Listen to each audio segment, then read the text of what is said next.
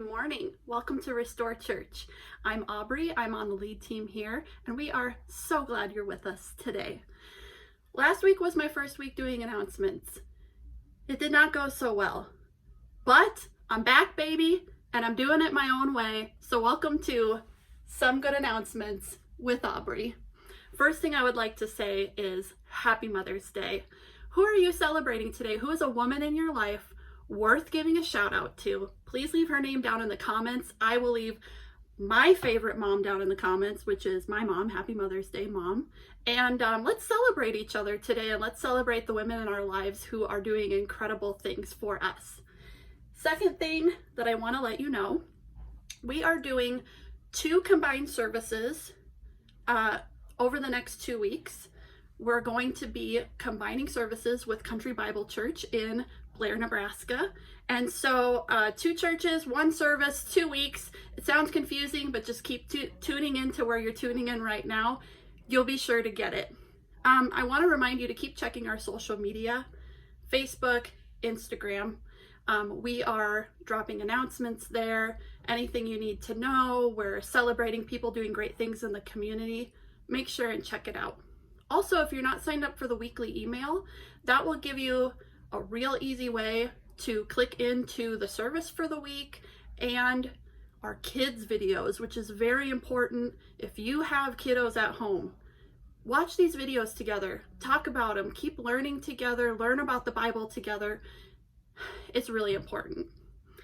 As a reminder, of course, we're still doing giving online and through the mail. Go to restoremtown.com/giving and you will find all the resources there. We want to say a huge thank you for your generosity during this time. You guys are absolutely amazing. Last announcement is to please text prayer need to 97000 and a member of our prayer team will be in touch with you. If you would like someone to contact you when the service is over and talk to you over the phone, text live prayer to 97000 and a member of our prayer team will reach out to you. Thanks so much and enjoy the service. Well, good morning. Welcome to CBC. We're so glad that you are tuning in online and joining us in worship today. Wherever you are, let's get ready. Let's sing the song together. Let's sing, Oh, Your Love. Oh, your love reaches to the skies. There's no space between you and I. Wherever I go, I'm never alone. I'm waking up, I come alive. The past is gone, the future can wait. Oh, my soul, what a beautiful day. What a beautiful day. I breathe you in, shout out your praise. Oh, my soul, what a beautiful day. What a beautiful day.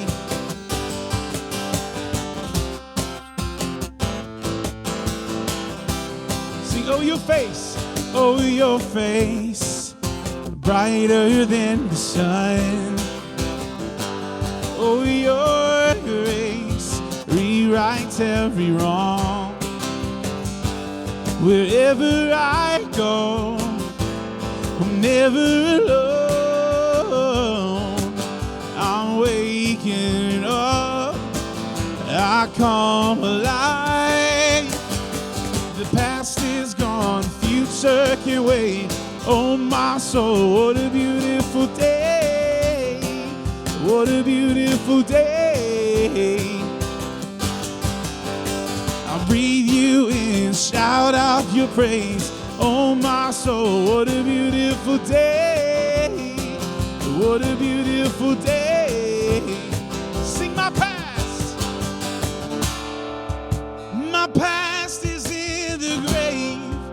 My sin is washed away. This is Christ in me. This is Christ in me. I'm living on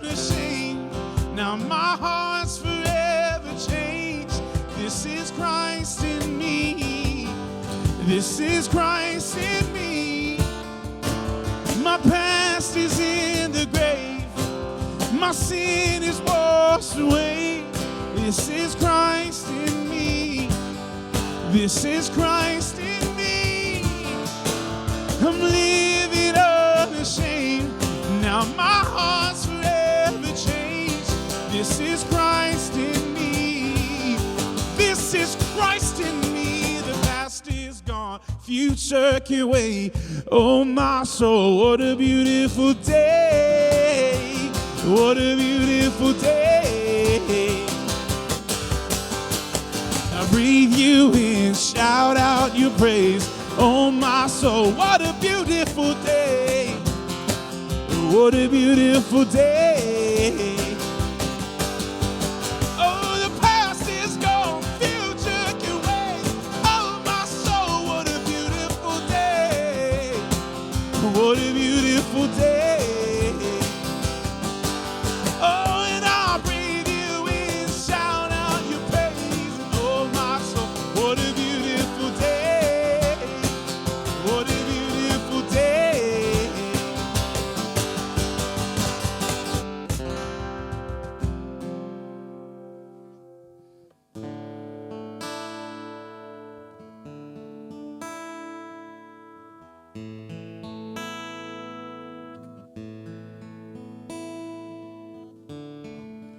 Walking around these walls, I thought by now they'd fall, but you have never failed me yet.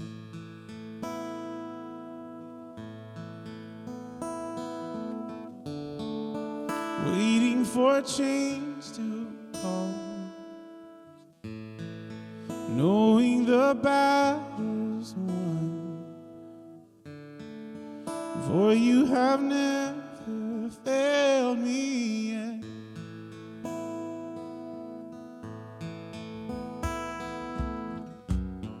The promise still stands, great is your faithfulness, faithfulness. I'm still in your hands. This is my confidence. You've never failed me yet.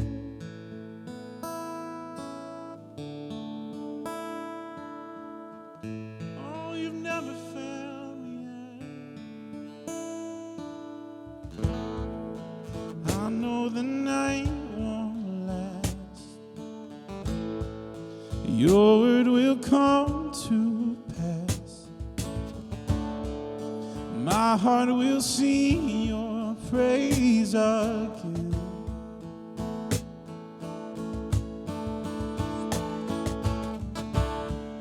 Jesus, you're still enough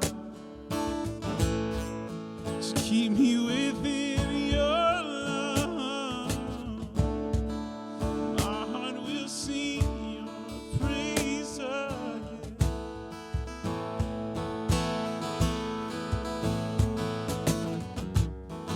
Your promise still stands. Great is your faithfulness, faithfulness. I'm still in your hands. This is my confidence. You never failed me yet. Your promise still stands. Great is your faithfulness, faithfulness. I'm still in your hands. This is my confidence. You never failed me yet. Oh, you've never failed me yet, Jesus.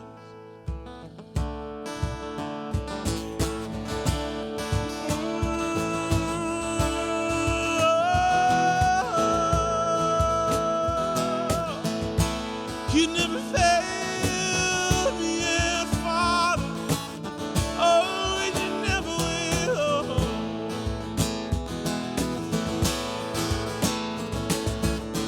I've seen you move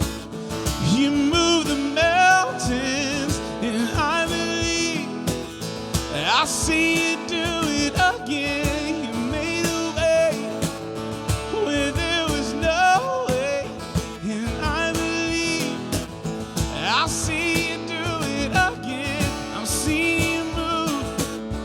You move the mountains, and I believe. I'll see you do it again. You made a way where there was no way, and I believe. I'll see you do it again. I'll see you move. You move the mountains, and I believe. I'll see you do it again. You made a way where there was no way, and I believe. I'll see you do it again. I'll see you do it again. Oh, I'll see you do it again. Oh,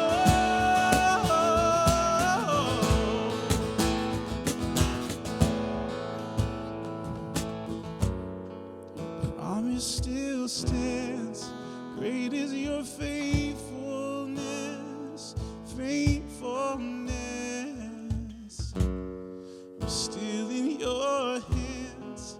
This is my confidence. You've never failed me yet. Your promise still stands. Great is your faithfulness, your faithfulness. I'm still in your hands. This is my confidence. You never fail me yet.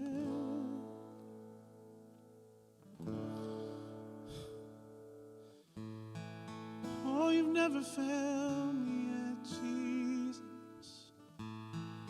Oh, and you never will.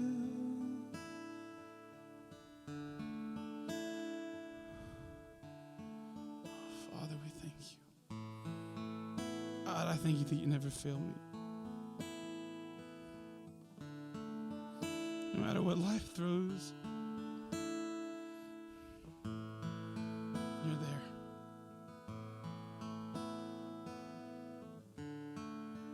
So, Father, we stand faithful.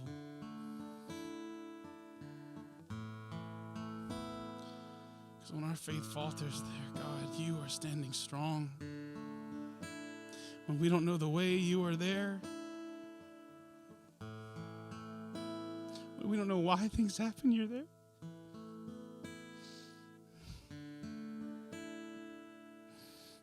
We give you all the praise, knowing that you have a plan that we can't see, that we can't know on our own, God.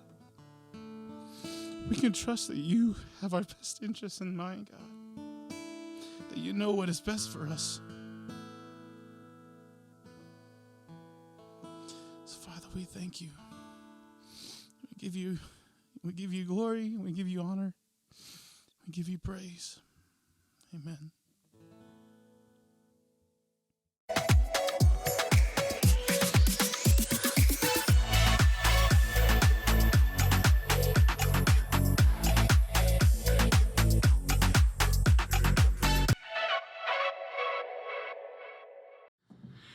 Good morning. My name is Dylan Doze, and I'm the lead pastor of Restore Church here in Marshalltown, Iowa. We just want to welcome those of you watching from Country Bible Church in Blair, Nebraska, and for those of you that just caught on with us on YouTube or on Facebook. We're so happy that you're here to join us in our series, Keep Going. One of the great joys I have is I get to coach youth basketball. I get to coach from about 3rd to 6th grade, and one of the exciting things is I get to take over the entire program next year. But when I'm in practice, one of the things I focus on more than anything is when we're doing sprints. I focus on which kid touches the end line before they turn around and sprint back.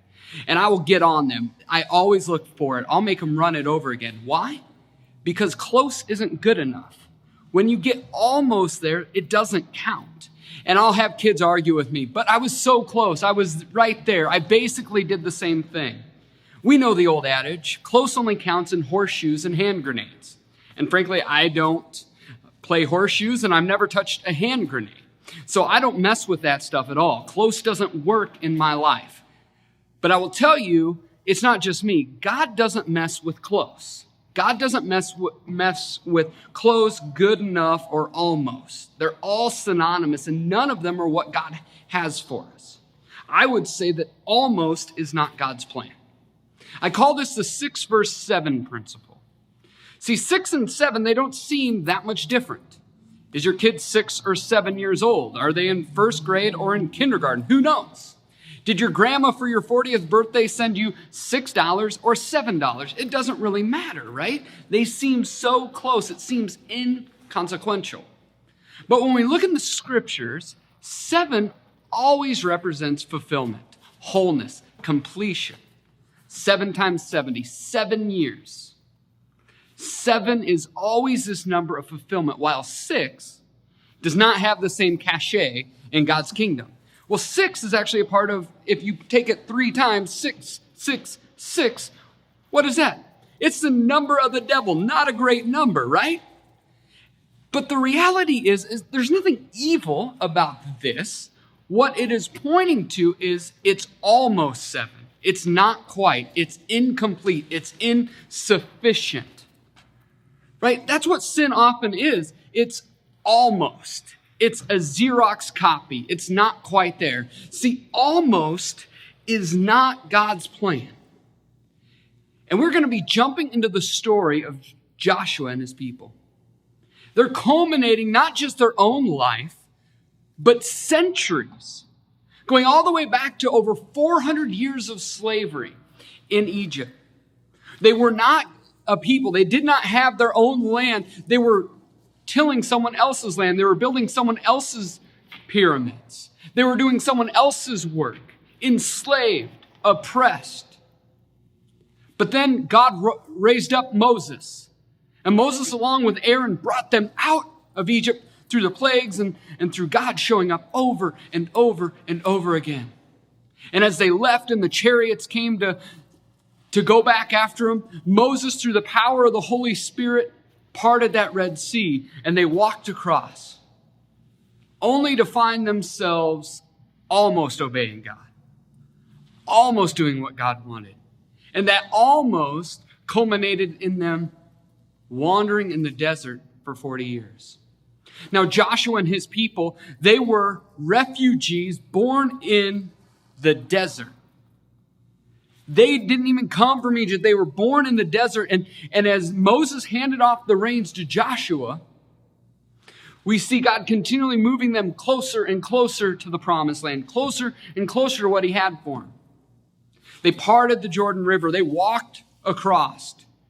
And right before we get to our story in Joshua 6, it says that they reestablished covenant through circumcision. A bunch of people were circumcised that day, which they had not practiced in the wilderness. They had reestablished worship. They had reestablished their own crops. No longer did they rely on manna, but they relied on the ground that God had given them. They were almost to the promised land. They could taste it. They could see it. And we pick up the story in Joshua chapter 6, and I want to give us the first verse. And it says, "Now the gates of Jericho were tightly shut because the people were afraid of the Israelites. No one was allowed to go out or in." Here's a truth. They are so close to success. They are so close to accomplishing. They're so close to walking into the promised land. We often think when we're that close, it should just be easy. The reality is, the closer we get to success, usually there's one big hurdle that we have to overcome. There's one big last stand. There's one big, I like to call it Satan in his death throes, where he throws every single ounce of everything at you as a last-ditch effort. And I feel like this is what Joshua and his people are coming up to. They finally get to the promised land, and it's shut up. Walls are down. No one in, no one out. Can you see how easy it would be to settle for close, almost, good enough? As Joshua is leading all these people, all these cool things that happen, and now you're like, man alive. Do I really want to beat down these walls? Do I really want to have to do this? Do I really want to pay the price to do that? Or we've already reestablished worship. We've already done covenant. We've already got our crops. This seems good enough, right? This seems enough for me. But the reality is we wouldn't have called this series Keep Going if almost, close, or good enough was truly good enough. In our first week, as we looked at it, we talked about what it was to be scattered, but not severed from God, that we may find ourselves in all these different places through social distancing and not feeling like we're living our normal life, right? Our normal relational connections. We feel disconnected from those that we love deeply, but it does not mean that we're disconnected from the one who created us and loves us deeply. And then last week we talked about being scarred. How we saw David and Keilah and Psalm 54 and how God calls us to keep going even when we've been betrayed and deeply hurt. This week we're going to talk about success. And as we talk about success, what does it mean to be successful in the kingdom? And I believe it's perseverance. I believe it's just that we would keep going, keep plugging. But kingdom perseverance does not mean finishing. Kingdom perseverance means finishing strong. God does not want us to limp across the finish line. God does not want us to limp into the promised land. God didn't want them to trip over the doorway and just fall into Jericho. No, he wanted them to finish strong. He wants you and I to finish strong. See, Joshua and his people may have been born refugees in the lineage of slaves, but God had a better and bigger story to tell. You may or may not be a refugee. You may or may not have slaves in your lineage, but you and I may come from different places, but his goal for each one of us is the same. That we would walk in the fullness of God, that we would grab a hold of all that he has for us, and that we would fully step into his promise. And that we would just build momentum over and over throughout our life. See, the goal is that our final steps with God on this earth are our strongest steps with God on this earth. Think about this relationally. Do we want the best moments of our marriage to be when we said, I do? Or do we want our best moments of our marriage to be as we're breathing our last? See, many of us are strong and spend all that money for that wedding, but by the end, our marriage has turned into a 1950s sitcom. We're sleeping in two twins' beds on the opposite side, and we're really not even connecting. When we think of it vocationally, that we may start with a strong desire to do the work, but by the time we're 63, 64, we're begging for a gold watch and just trying to get the time to expire so we can retire and no longer have to deal with it. Or even worse, spiritually, that we said yes to Jesus, and now we're just trying to manage that feeling for the next 10 months, 10 years, 60 years, 70 years, just trying to wait out the clock. See, almost isn't good enough. Finishing isn't good enough. In the kingdom, God wants us to finish strong, to keep going, to keep pursuing the passion of who God is. We want to continue this story as Joshua will not settle for just standing outside of a locked up Jericho. And we'll pick up the story in verses 2 through verse 5. And it says, But the Lord said to Joshua, I have given you Jericho, its king, and all its strong warriors. You and your fighting men should march around the town once a day for 6 days. 7 priests will walk ahead of the ark, each carrying a ram's horn. On the 7th day, you are to march around the town 7 times, and the priests blowing the horns. When you hear the priests, give one long blast on the ram's horn. Have all the people shout as loud as they can. Then the walls of the town will collapse, and the people can charge straight into town. I don't know about you, that sounds like finishing strong. That sounds like building and building to the pinnacle, to the zenith. It does not look like you're acquiescing or just doing something that's good enough or almost. There are important things as we dig into this part of the story.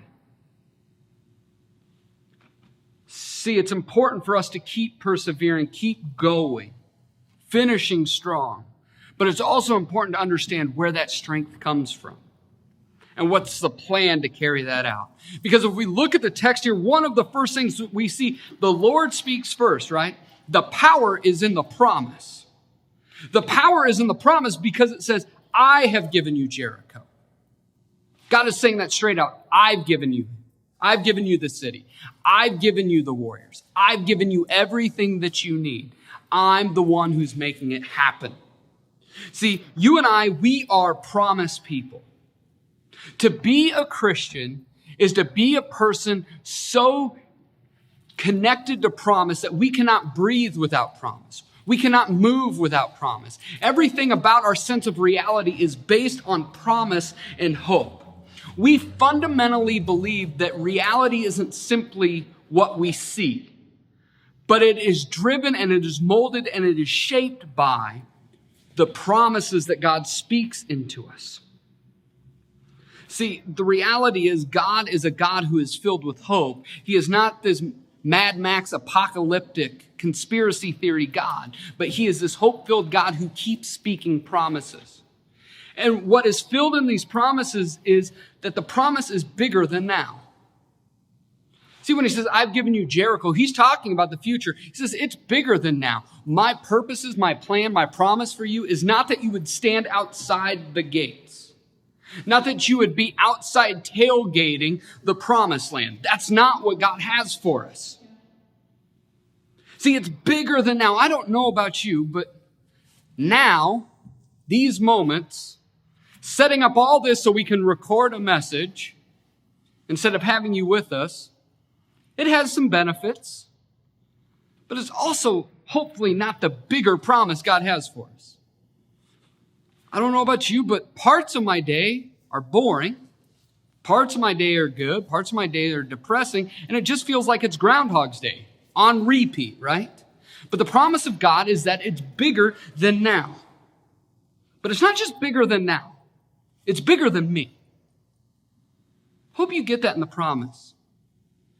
God didn't give Jericho to Israel because they were awesome. God was giving Jericho to Israel because they were his people. He is faithful. He was faithful to them. See, it's his promises, they're bigger than me. They're bigger than my talent. They're bigger than my skill set. They're bigger than my expertise or intellect. Paul says this. He says, many of you were not called because you were brilliant, right? God actually used our ignorance, our lack of skill, our lack of talent to show how talented and skilled he was, how good he was. See, promises are bigger than now and they're bigger than me.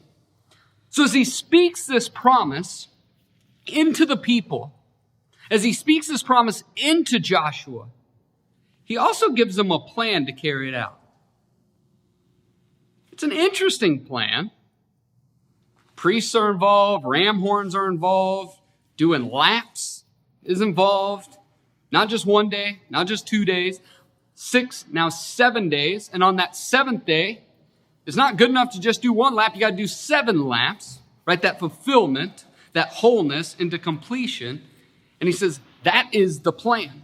See, when God speaks this promise, he also gives us the plan, and the plan is the people of the promise.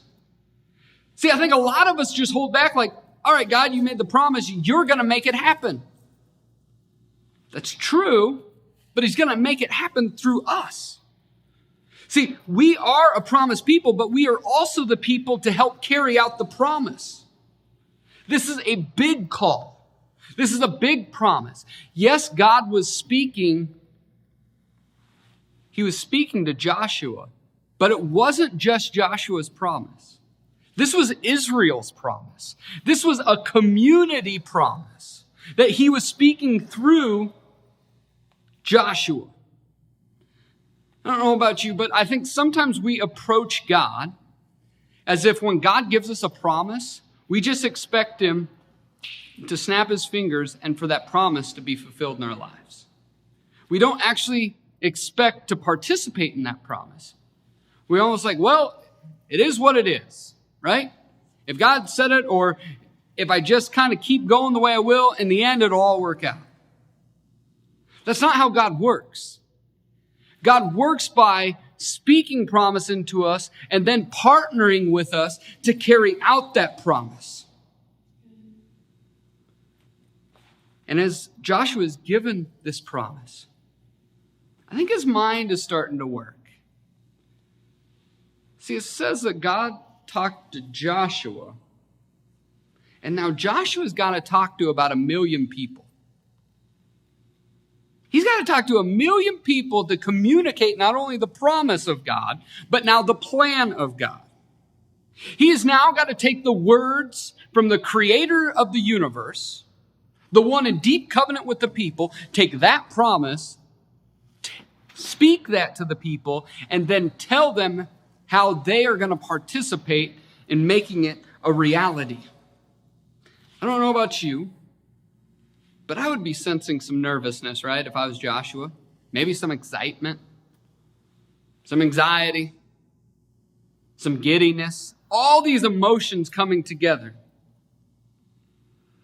And Joshua had been told what he was going to do, what God was going to do. Joshua had been told who was going to carry out the plan. And now, Joshua's entrusted with helping them carry out and implement the plan. I want to think about this in our own lives, in our own perspectives. As God is speaking to us, and I want us to get this, it's first an us promise before it's a me promise. As God is speaking to us as churches, as God is speaking to us in the moment, what is the promise that he is communicating? Right, we go all the way back to James where we're in week 1. It says that trials and troubles and testing, they ultimately are opportunities and options for God to do a miraculous work that we can become complete, lacking nothing. See, that's a promise God has for us, is that we would be whole people, that we would step into the promised land to be in full relationship with him, with full authority and abilities as his children, to walk in that full inheritance that he has for us. See, that's a promise he has for us. And the plan for us is to work with each other and work with him to carry that out. And for those of you in leadership, you have the same role that Joshua did. How do I continue to communicate the promise he has for us all, that includes us all? How do I communicate that to actually implement that? We'll see how Joshua does it as he moves forward in verses 6 through 22. And it says, so Joshua called together the priests. He took his lead team. He took his elder board. He took those in charge and said, take up the ark of the Lord's covenant. Those that had the 10 Commandments in it, those that had items of promise from the past, go take the ark of the covenant, and assigned 7 priests to walk in front of it, each carrying a ram's horn. Then he gave orders to the people, march around the town, and the armed men will lead the way in front of the ark of the Lord.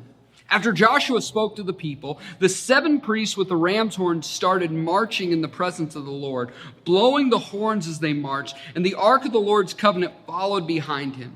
Some of the armed men marched in front of the priest with the horns and some behind the ark, and the priest continually blowing the horns. Do not shout. Do not even talk, Joshua commanded. Not a single word from any of you until I tell you to shout. Then shout. So the ark of the Lord was carried around the town once that day, and then everyone returned to spend the night in the camp. Joshua got up early the next morning, and the priest carried the ark of the covenant of the Lord. The 7 priests with the ram's horns marched in front of the ark of the Lord, blowing their horns. Again, the armed men marched both in front of the priests with the horns and behind the ark of the Lord. All this time, the priests were blowing their horns. On the second day, they again marched around the town once and returned to the camp. They followed this pattern for 6 days. Almost there. On the seventh day, the Israelites got up at dawn and marched around the town as they had done before. But this time, they went around the town 7 times. The 7th time around, as the priests sounded the long blast of their horns, Joshua commanded the people, "Shout, for the Lord has given you the town. Jericho and everything in it must be completely destroyed as an offering to the Lord. Only Rahab the prostitute and the others in her house will be spared, for she protected our spies. Do not take any of the things set apart for destruction, or you yourselves will be completely destroyed. You will bring trouble on the camp of Israel. Everything made from silver, gold, bronze, or iron is sacred to the Lord and must be brought into his treasury." When the people heard the sound of the ram's horn, they shouted as loud as they could. Suddenly, the walls of Jericho collapsed, and the Israelites charged straight into town and captured it. They completely destroyed everything in it with their swords, and men and women, young and old, cattle and sheep, goats and donkeys. Meanwhile, Joshua said to the 2 spies, "Keep your promise, go to the prostitute's house and bring her out along with all her family." They did it.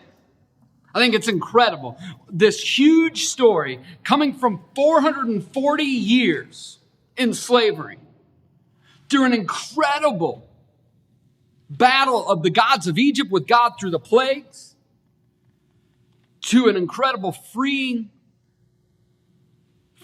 and freedom out of Egypt, to the parting of the Red Sea, to God providing daily manna, to crossing the Jordan, and now entering into Jericho.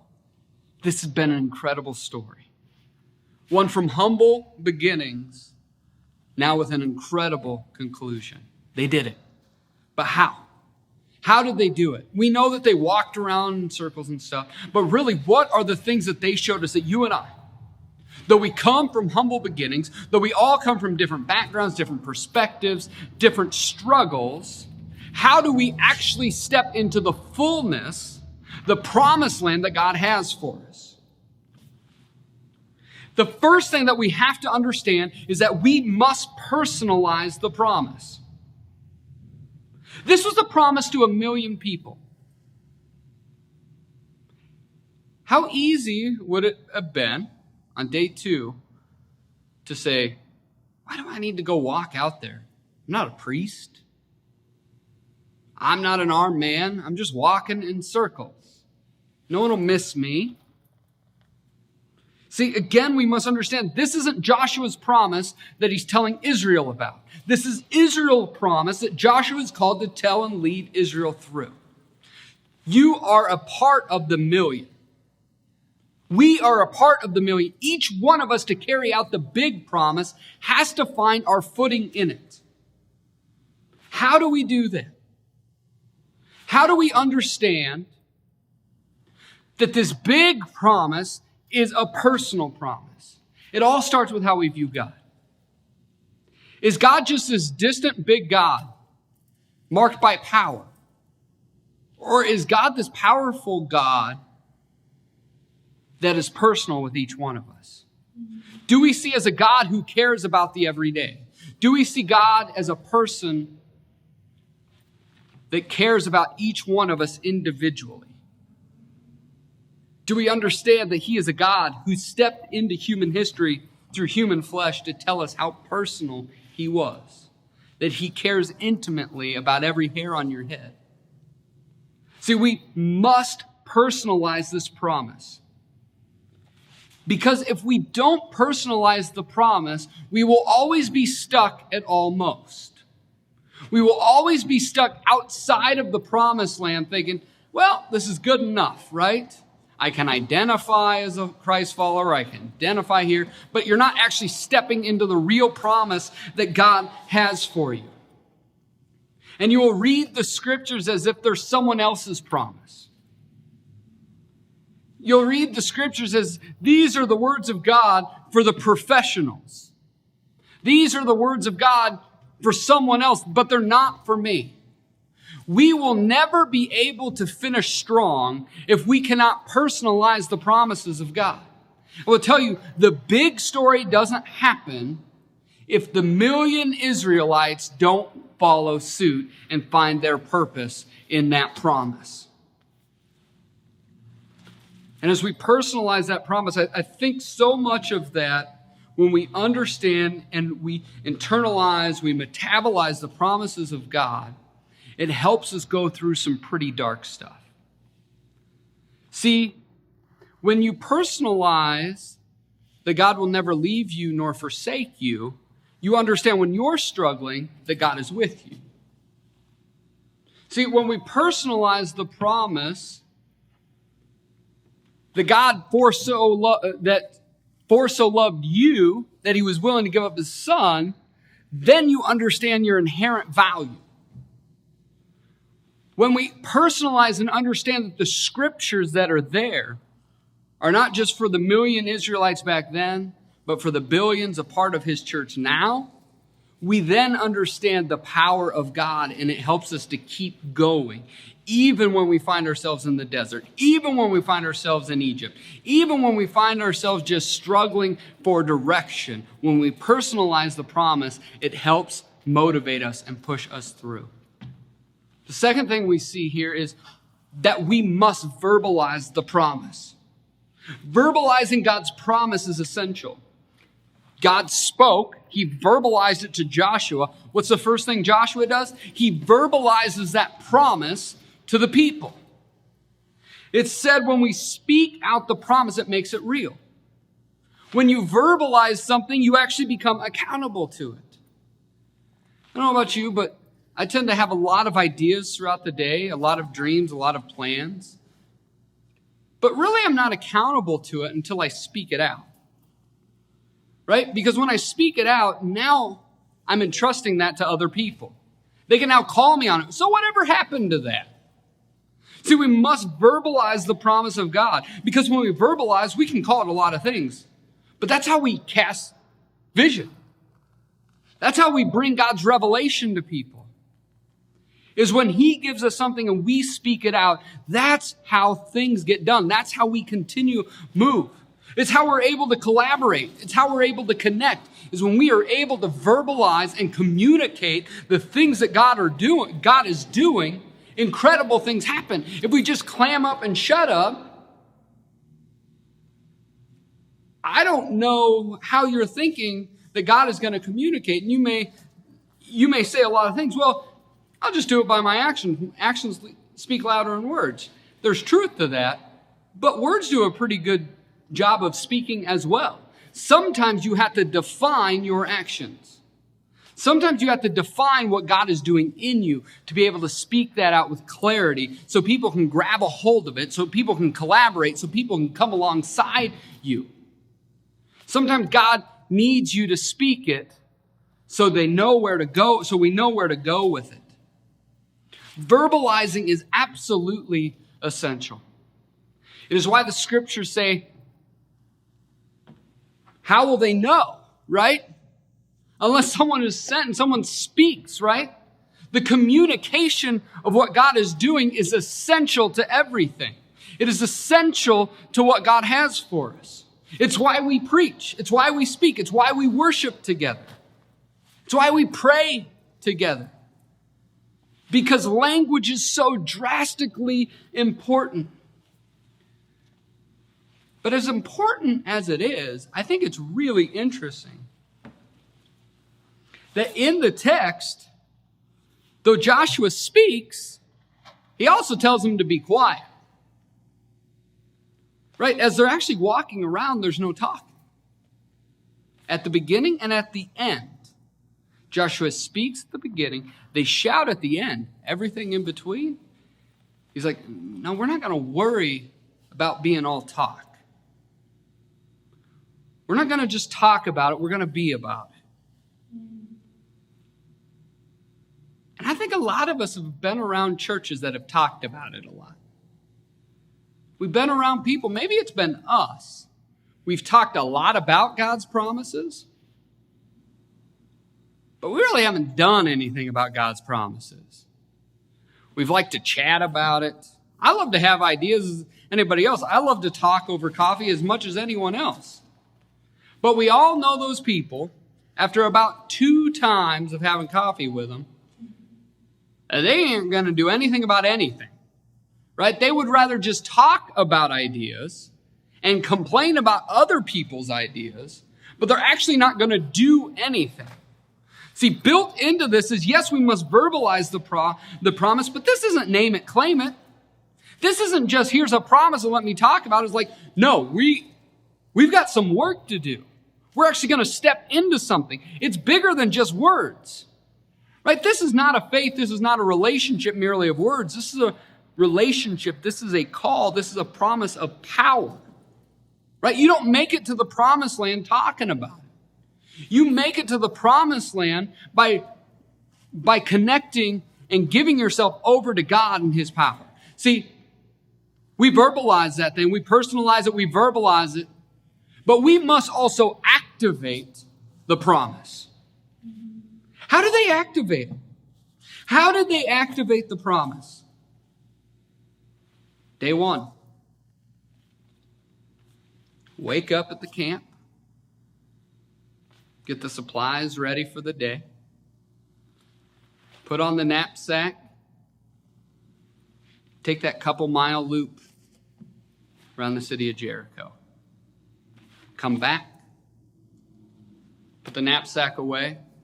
Get up that next day. Do it again. 3rd, 4th, 5th, 6th day. Get up. Do it again. That 7th day. Not once, not twice, not 3 or 4 or 5, 6 times, but 7 times. You walk it out. See, we activate the promise by obeying and walking in obedience. What is that promise that God is speaking into your life? What is that call to wholeness, to the things in your life? He wants you to activate that by obeying it, by stepping it out.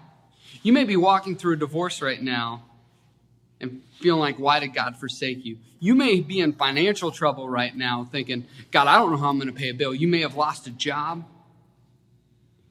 You may not understand. God, just tell me what you want to do. And you feel like he's not speaking to you. You can have all these situations that you find yourself in, and God's just telling you, it's time to activate. It's time to just take that step of obedience. It's time to just start walking out your faith. I've told you the small steps to take. Now do it. And it may not make sense to you. I don't know about you.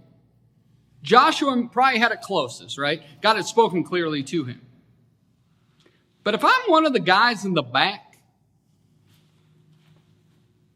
and I'm thinking, oh my goodness, how does walking around this place matter? How does it matter? Day 5, not a pebble has moved.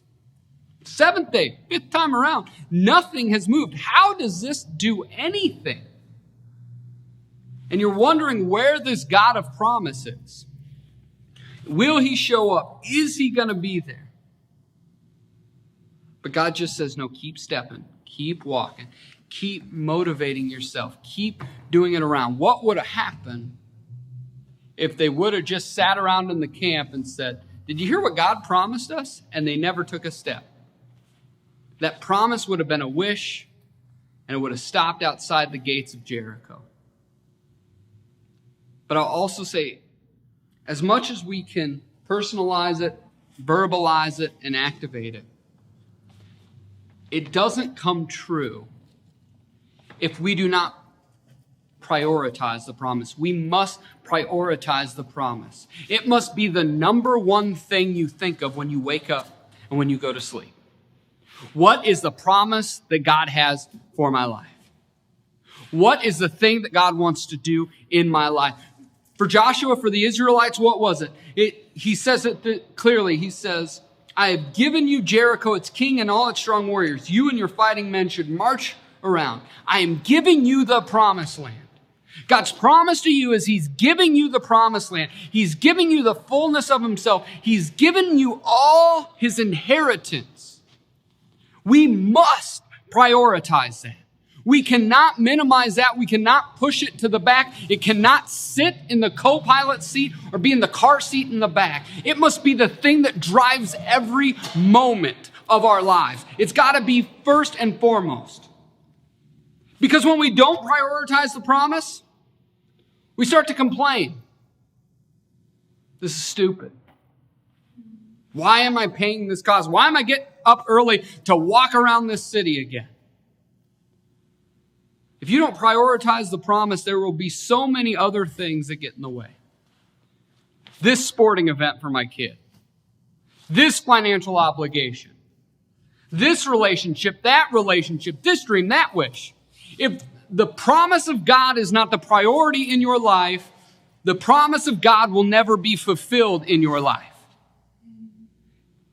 God does not play second fiddle. If Joshua had not prioritized the promise, there is no way he would have stood up in front of 1 million people and on that 6th day said, I'm going to go do it again.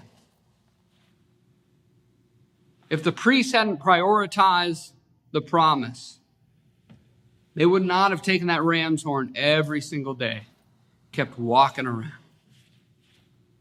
If the armed men had not prioritized that promise, they would have not every day walked around when nothing was happening until the final walk around on that 7th day. See, we must prioritize his promise. He must be first because he will not be second.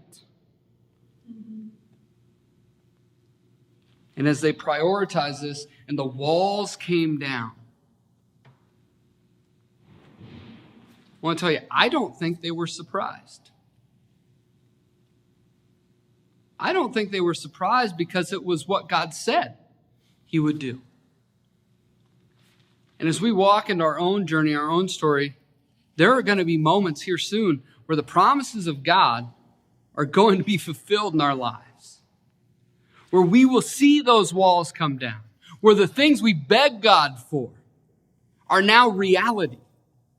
Where the things we thought were only wishful thinking now are true, realized things that God has placed in our lives. See, almost is not God's plan. Standing outside of the gates of Jericho are not God's plan. Enveloping, coming inside, inhabiting Jericho, that is God's plan.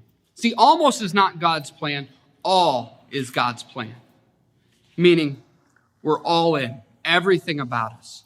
We go all out. And it includes all of us. Now, what is lost in this story is as incredible as these moments are, and as seemingly as much as the Israelites did what they were supposed to, later on it shows that they didn't quite follow everything to a T. They almost did. And it ultimately caused them destruction again. But thank goodness we don't entrust our faith to Joshua. We don't entrust our faith to 1 million Israelites. We entrust ourselves to Joshua part 2, Yeshua, Jesus, the one who removes us from slavery and brings us through these impossible situations by overcoming the idols in our lives. And even as we find ourselves in wilderness, desert, and feeling deserted, he provides for us. He provides for us. Ultimately to the point where he grabs a hold of our heart. He speaks promise into us. And he personalizes it. To the power of that Spirit who knit us together now knits those promises back into us. And he speaks those to us, and we get to speak them back to him. And then he starts to activate those things that we get to walk them out. And then they become the focus of our life. See, we don't entrust ourselves to some Old Testament story. We trust ourselves to a current reality. The life, death, and resurrection of Jesus Christ. Amen.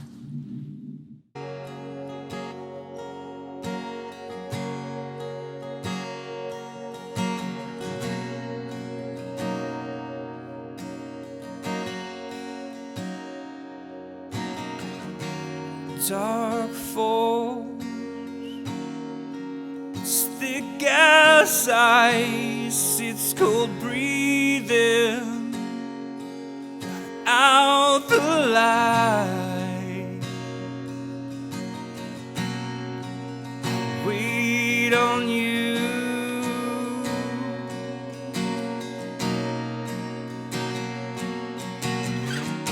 Tears start, oh so real, and the pain here is all I feel. Wait on you. You're the rock, I stand on you. You're the shelter I'm tethered to.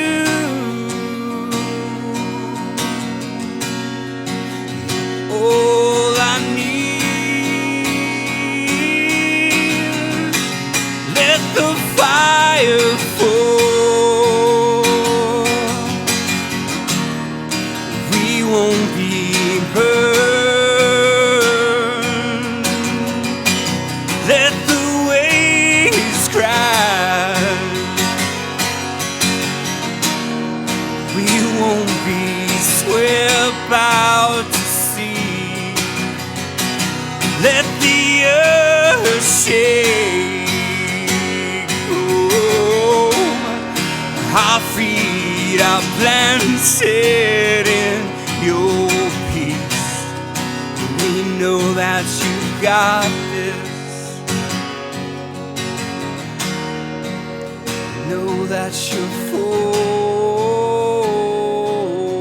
us. We know that you got this. We know that you're for us.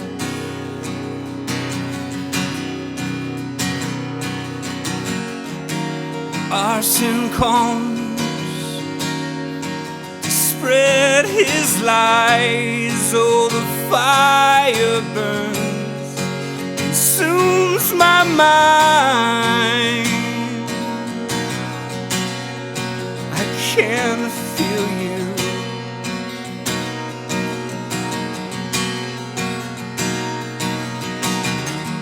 Choking stars, the smoke fills the room. Oh, the black is here, I can see you. Can see you. You're the rock, I stand on you. You're the shelter I'm tethered to. You're all I need. Let the fire fall. We won't be burned. Let the waves crash. We won't be swept out to sea. Let the earth shake. Oh, our feet are planted in your peace. We know that you got this. We know that you're for us. We know that you got this. We know that you're for us. We know that you got this. We know that you're for us. Let the fire fall.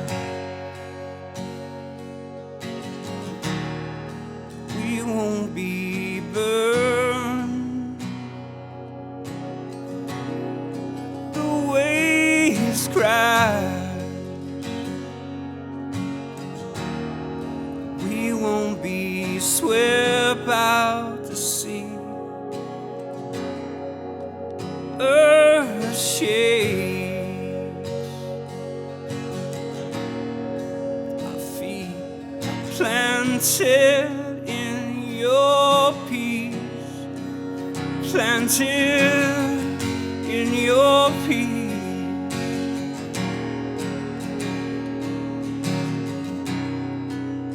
planted in your peace. Know that you're for us. We know that you're for